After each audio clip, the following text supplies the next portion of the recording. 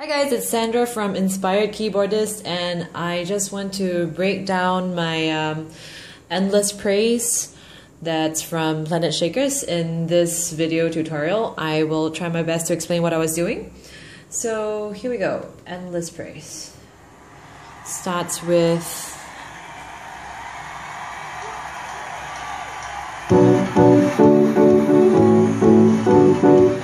so there was quite a bit going on, and I had to stop and actually just put on my earphones and totally listen to it many times. And then I figured out that there was this tune going on that was bum bum bum bum ba-da-dum bum bum bum ba-da-dum. Well, that's actually by the electric guitarist, but what I really want to try to do is to be able to play as many parts as possible, because right now at home I'm practicing by myself, and so I want to be able to encompass as many things as possible. And of course, if that line bum bum ba-da-dum bum bum bum, if it's taken up by someone during the real band, which many times will be, because your band might very likely have an electric guitarist doing that part, then please don't play it, because that's his moment of glory, her moment of glory. Don't steal it from them. So in this context where you're like the solo pianist at home practicing, you go ahead and play all the voices you hear. So I had to figure out that this was the voicing I want. So there was this, and so I am really combining together with chords. So my chords are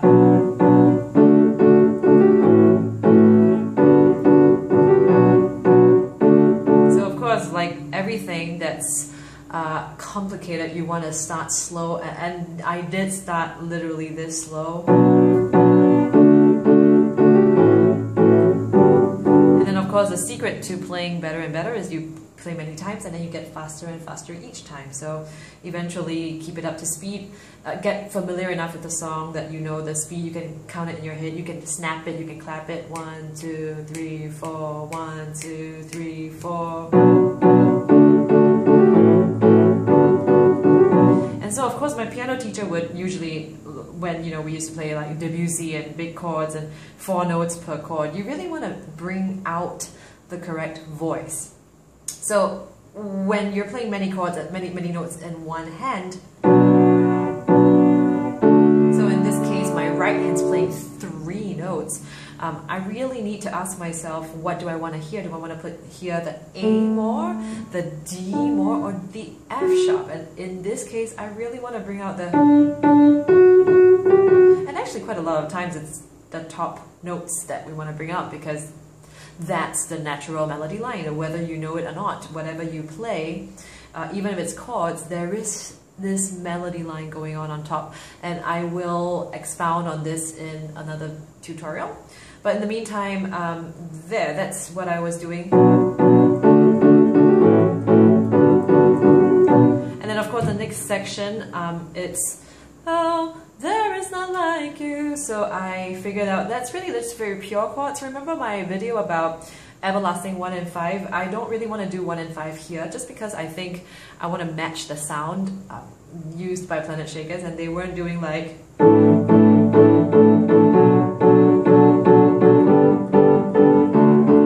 no, they were not. They were really doing pure chords, interestingly. So they were doing, remember how I avoid the pure sound? Well, yeah, in this case I want to, because it just sounds like it matches the recording quite a bit more. So that's why I choose to play.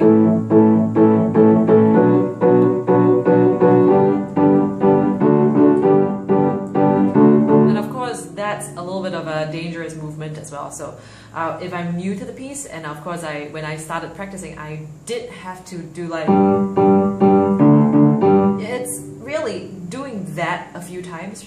Don't play the right hand, simplify things for yourself, and just practice the moving, the distance, the geography, whatever you want to call it, but get to know the piano and your keyboard, your piano, whatever it is. Make sure your hands practice that movement enough for you to not have to stare at it, because In another video, I will teach about how your eyes should really try not to be looking down very much. So you want to really just do this many times.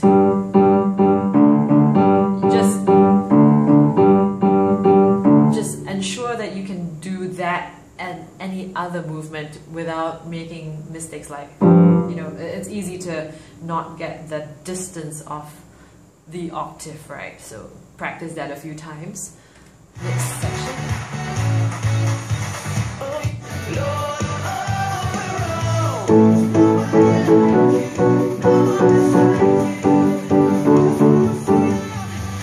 So this part, I actually find that I would like to introduce just that little bit of 5 in the chord. So instead of, I move this thumb down 1 note to A to introduce the 5. Remember everlasting 1 and 5 to create that contemporary sound, right? So I just like the sound of that. So, and here's a little trick, because if you listen very closely, it's like a build up to you, right? So why don't you play a little crescendo? Start soft, get louder. The thing about crescendo is that sometimes we forget to start soft. You do have to start soft so that you have space to expand and to grow, to get loud. So that whole section would sound loud, loud, loud, loud, loud, loud, loud. The whole thing's very loud. Yeah, okay, so you heard that crescendo. That just adds a lot more interest to your piece. Apply that to every other parts that you every other song that you hear that has this little build-up section. It really, creating that dynamic really makes a lot of difference. And so now we're at the chorus, and of course there's this really cool, I will say it's like a, what was it, a lead sound? Let me just hear it. Actually, it could be done with a lead or a synth sound on a keyboard. I think on the recording it's an electric guitar, but like I said, why not try and incorporate as much as you can? So as a solo pianist at home, you might want to try to do, but you do then rid yourself of being able to play the main accompaniment comp and groove of,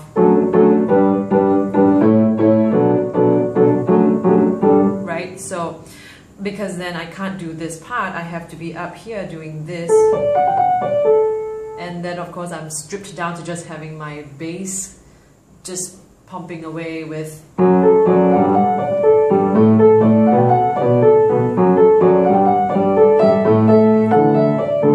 yeah. That takes a bit of practice. Even I'm still struggling a little bit with the coordination, and if I really have to be doing this combination, I'll be spending about 20 minutes just practicing this part. Yeah, repetition is the mother of learning. I really believe that. And so, so if there is someone doing that part, then please don't do the riff. That's such a special counter melody with "to you." So if someone's doing it, let that person do it and just play. So here's where I do the everlasting 1 and 5, playing instead of, that's the pure sound, I am choosing the 1 and a 5 within the chord.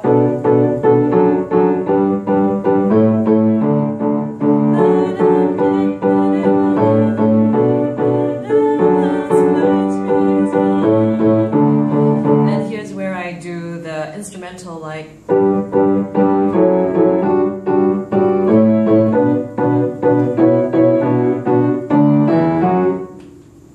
really big chords, so that's why I chose to do a lot of block chords. Like,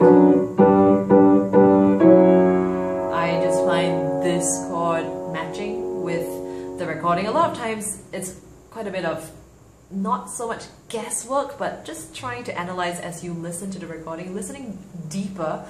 It really helps to put on earphones. It gives you a lot more details when you hear. So slowing it down for you.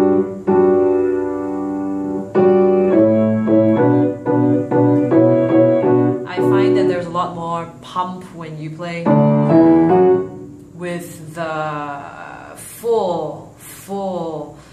4-octave doubling of the same unison notes, really. It's just D, E, F sharp, but versus, versus, versus. I just think there's a whole lot more excitement with 4 voices playing that together.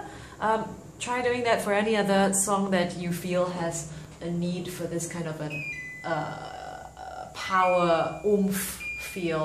And so same goes with the part after this.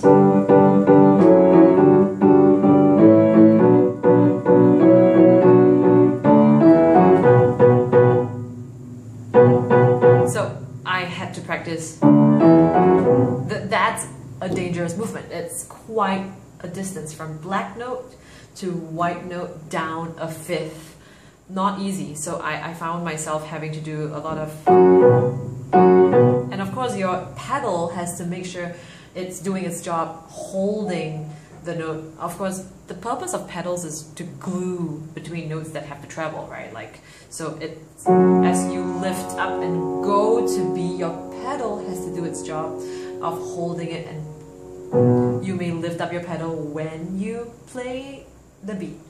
So the next section is really very much the same. And of course we zoom to the part where it's got some really exciting stuff happening at the bridge.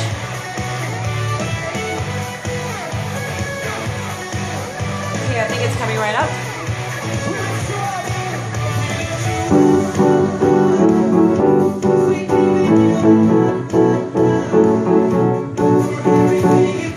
So I was just really doing... I'm actually going to tone my playing a little bit lower. So the instrumental section before that's really high, and then at the start of that bridge section it toned it down a little bit. So previously I would have been playing just before this section.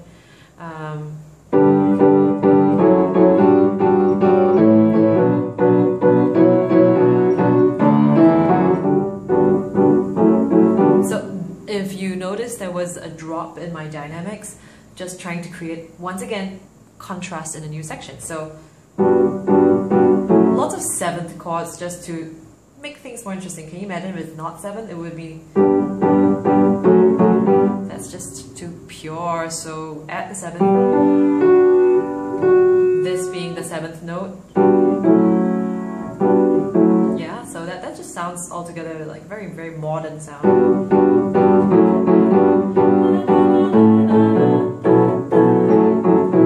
I personally really like the sound of, so I'm doing like, instead of B minor purely, I'm doing, yeah, so I had to get used to this movement. Took me a while to figure out like which chords to use as well.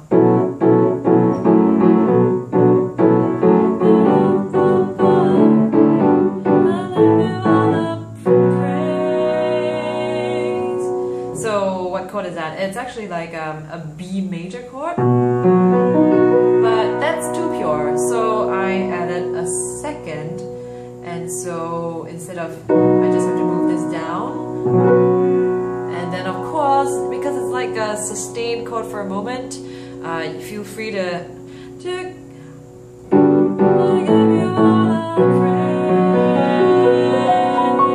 so once again, that extension upwards, dramatic sound effect, really. And then the next section is really cool because it's got this whole syncopated feel of we lift you up, up. I was really listening to this quite a bit, and I kept hearing the 7. In this case, the key of D major 7 will be the C sharp. So so I'm gonna just try to incorporate a C sharp into my chord. We lift you up, up. In fact, I might even add an F sharp. We lift you up,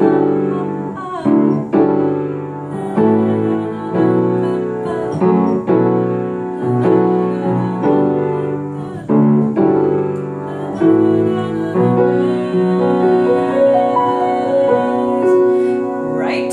So for that section, really, it's just a matter of punching at the right time together with the rest of the band. And then of course there is that fancy melodic line which you don't want to play if someone else is going to play. But if no one else is playing, just go ahead for it. So it's...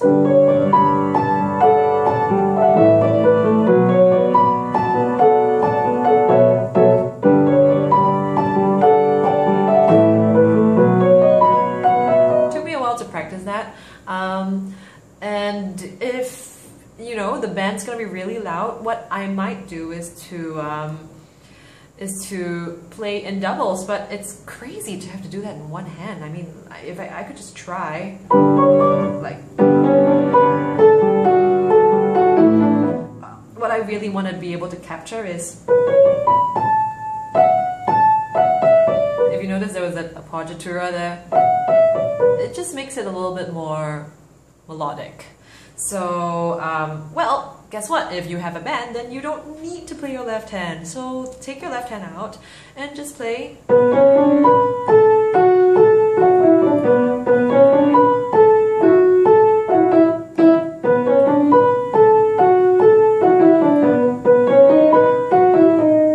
There we go. That solves the problem. To you.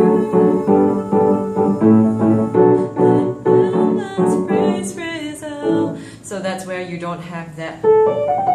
So keep that really quiet, because once again it's a contrast from a really loud da da da da da da. And so actually the whole song is about the same, really. The rest of the ending's really just.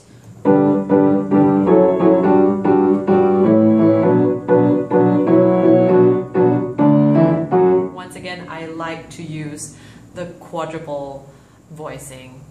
And that's my interpretation of Endless Praise by Planetshakers. Thanks so much for watching. I really hope this helps.